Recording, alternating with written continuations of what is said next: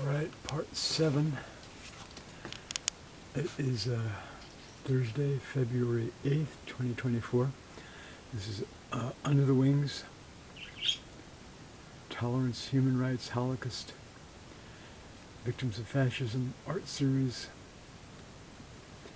Educational Art Series 79 in progress, a portrait of Senesh. So since the previous part I posted, I began working on drawing the hair with ink, and got some collar here.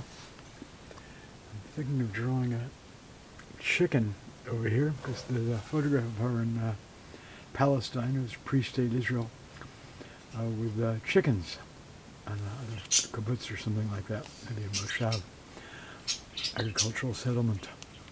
I'm also thinking of drawing a photograph I took of my late parakeet, Blanche Du Bois, who passed on December 2nd, about a week and a half or so before I began the drawing here of Hannah Senesh. All right, to be continued. Nice singing budgies, nice, very melodic, beautiful, beautiful. Okay, it's good to have livestock, fowl. That's F-O-W-L, not F-O-U-L in the house.